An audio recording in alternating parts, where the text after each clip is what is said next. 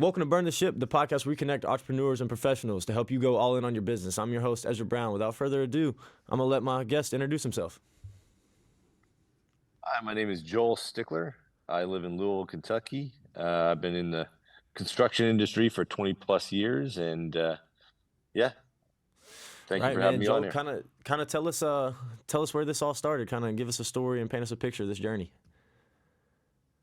Wow. So yeah, I mean, I grew up. My grandfather was a pastor, did a lot of woodworking stuff. I got really interested in the woodworking side of things, and so my journey was kind of in that general direction.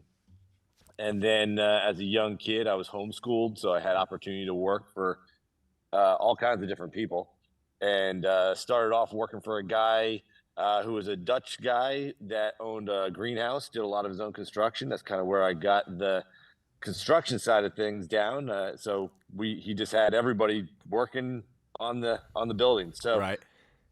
then a little bit here and there, I worked for a couple different contractors, one commercial, one residential, one custom home builder. This is in New Jersey. And then moved to upstate New York when I met my wife. Worked for a custom home builder there for 2 years, and then decided, you know what, I'm going to start my own business. And that was kind of determined based off of the fact that I was having a conversation with a gentleman on that worked for that company at lunchtime, and just kind of picking his brain and seeing like what his intentions were. And he's like, I really have no aspirations after this. So I was like, I don't really want to be there. So Right. I decided to start my own business. And so I was in upstate New York doing the renovations for about 9 years ish. And then things kind of slowed down. It was around that 2007, 2008 time period. And so we had some friends in Kentucky, and they were saying that there was a pretty substantial demand for good contractors. So we moved to Kentucky, and we've been here ever since. Right, man. And so It's a good area up there. I enjoy Louisville. I've probably Yeah. told you. I'm pretty sure I told you on the phone. One of my roommates is from Elizabethtown, so not too far outside of there. Yep. That's awesome. But it is interesting. You've kind of sounds like it's taking you all over the U.S., all over this side of the country. Yeah, we've been in a bunch of different places. So I mean, I've done work for friends and stuff in other states too, but primarily all my stuff is done here in Louisville, Kentucky, and we work up in Lexington, Louisville, down near Cincinnati sometimes, and since I started that business, I started 2 more businesses. One is an outdoor living company, and one is a interior window coverings company. That is actually a franchise that we purchased, but so I stay pretty busy. We have a lot going on. That's awesome. Kind of what's your day to day like now? My day to day just never stops. I'm Right. constantly going. I'm working usually in bed at night while I'm, watching a movie or something, and getting up early, starting my day early. So Right. I'm still on the job site here and there. Primarily, we're trying to get away from that as we're ramping up my outdoor living company, really trying to kind of get that ball rolling a little bit more, and get that just more established. That's only about 3.5 years old. Right. So, yep. And then is that outdoor living kind of building, like that perfect backyard for somebody? The outdoor living is primarily focused around an electronic pergola system that we call them smart pergolas. They're essentially an all aluminum pergola that has louvers that open and close. It has a couple different features, but some of the roof systems don't open and close. But it's just a very unique system that really kind of originated in Europe, has been well established there for years, and it's now just becoming very popular here. So we that's interesting. tapped into that. So Yep. kind of like the little, it's kind of like a structure that rolls off the side of the house or whatnot. It's like a standard roof system, but it's flat. And then it has louvers that will open and close. When they're closed, it has a flat roof, a flat ceiling inside, and then that will just drain into a gutter system and drain out into wherever you direct the water to go. And then when it's open, you just have all the light and sky back, and it's kind of the Swiss Army knife of outdoor living, because a traditional roof, although it looks beautiful, typically meets the architecture of the house and everything like that, it really darkens whatever area it's built over top of. So if there's a bank of windows there, it really just creates a lot of dark inside the home. Whereas this system, it allows for that light to come back into the house during the day, and then when you want to enjoy it later in the evening, you can have those louvers open, look at the stars, whatever. Or if you just want to sit out there and you want a little bit of sun, but then it gets crazy hot, you can close those louvers and Oh, okay. get some shade. That's super cool. I'm gonna have to check those out. I don't know if I've actually ever seen one of those. Learn something new every day, man. That's awesome. That's right. But no, you say you're super busy. That's I can definitely attest to that. I came in this morning, did a podcast at 8 o'clock or 8:30, rolled out of here, and I just got back to the office about 30 minutes ago. So definitely been out on the road all day. I can attest with that one. But no, being a serial entrepreneur though is super awesome, man. What would you say has been like the hardest part? What did you struggle with the most whenever you first started out? Just in the entrepreneurship space. The hardest part of being an entrepreneur is staying with it. You are gonna, as an entrepreneur, I don't think there is a level at which you're not gonna have struggles. In fact, I was listening to somebody the other day, and who's she talks about business all the time, and she was saying that as an entrepreneur herself, she thought that at one point, when she reached a certain level, that all of her problems were going to go away and then everything's going to be easy sailing. But she said, that's not the case. Like, as you grow, the problems get exponentially bigger, but you can handle them equivalently to the problems that you solved when you first started out. So, Right. meaning, like, if you had those problems when you first started out, it would completely tank you. But you don't have those problems at that point. But as you grow, they get harder. And so, I mean, like, I think the journey of an entrepreneur is a consistently difficult thing to traverse, Right. even for the people that, like, Elon Musk, or those guys that have billions of dollars in their bank account. They still have struggles. They're still going to 1,000%. face all kinds of challenges, and I think the biggest thing for any entrepreneur is sticking with it, because Mhm. you're gonna have it's not gonna be just an easy sailing journey. It's gonna be challenging. Right. Yeah. No, I definitely can agree, because kind of the work I do, I build my own book of business. You know what I mean? We're not a salary work job. You know what I mean? I work off of completely going out and doing my thing. If I don't do my thing, I don't. I'm not gonna have that house. Not gonna have that car. Whatever that goal is for certain people. You know what I mean? Yep. That's those things don't come, and that's. I always say that it's cliche when people say hard work and dedication, because, hey, man, I grew up, I was a college athlete. I understand, you got to work for everything you get. You know what I mean? You got to stay dedicated Right. to it. There's a reason I don't play for the Braves. I wasn't dedicated enough to it. You know what I mean? But Yeah. I had a good career, but it's also to go to that next step each time you have to stay dedicated. But I feel like that's almost cliche, because it's in everything in life. You know what I mean? No matter what you do. But it is the not giving up, that really does change, the person that's sitting on the couch, like what could have been, versus the person that's sitting there high and tight at the end of the night with a glass of brandy. You know what I mean? That's definitely Yeah. the difference there is that one person didn't give up. Or say car sales is a great example. There's people that you go out there and you could starve, because if you don't go out there and work hard, you're not going to make any money. You know what I mean? That's It's right. all completely off of your own will. You know what I mean? And so I can very much appreciate that. And what would you say though that was what were you really good at when you started? You know what I mean? What was the thing that you knew you could stand on?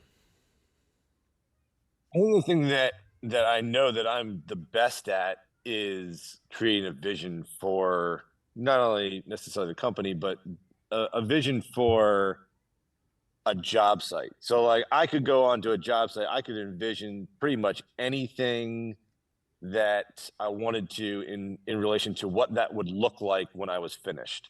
Right. And a lot of people can't do that. And so, like, I was able to do that and then relay that to the customer such that they got excited. And I still do that today. I mean, like, I love just being creative. I love, you know, jumping outside of the box. I mean, Mm-hmm. even the job I'm on right now, we just finished a bathroom remodel for them, and we did a tile that weaves itself into a hardwood floor, so it was like an octagon tile. And in reality, I saw some pictures of somebody else that did it, that jogged my memory to do that. But Right.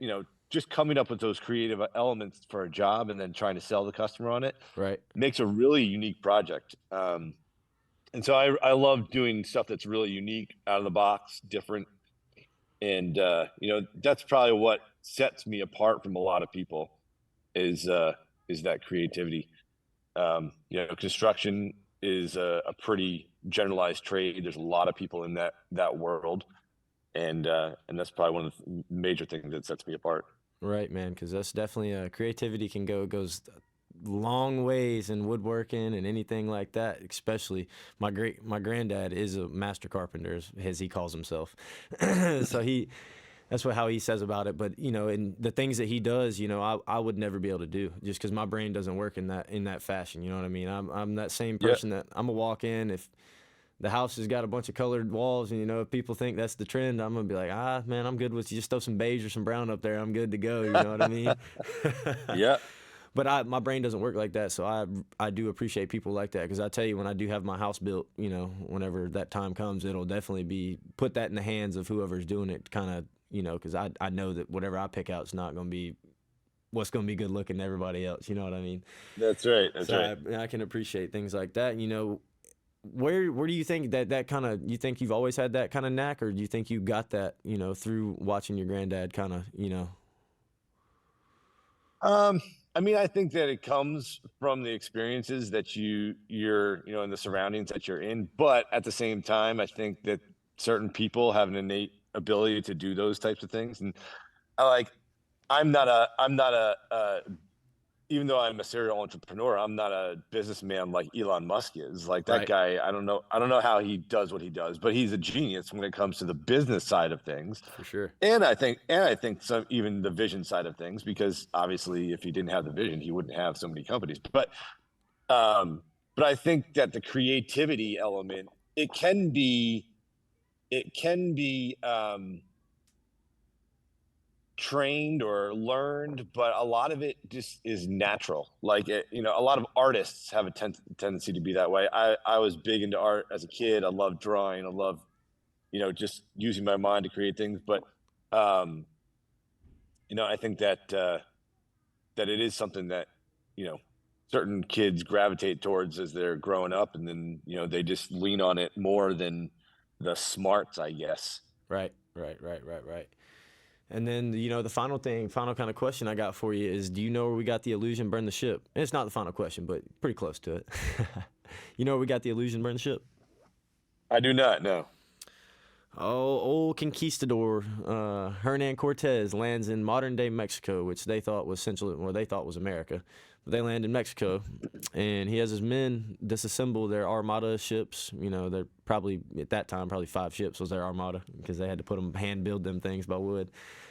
But he had them disassemble them and burn them on the beaches, and that was his sign to his people that we're gonna make it here. We're gonna die trying. There's no turning back. And that's the same sense we use in entrepreneurship. You can't have one foot in the door and one foot out. You gotta go all in on a business if whenever you want to start it up. Yep. If you want it to be successful, and you can start one up, but if you want it to be uber successful, you definitely got to go all in on your business. So, kind of, what was that burn the ship moment, and how did you feel when it happened?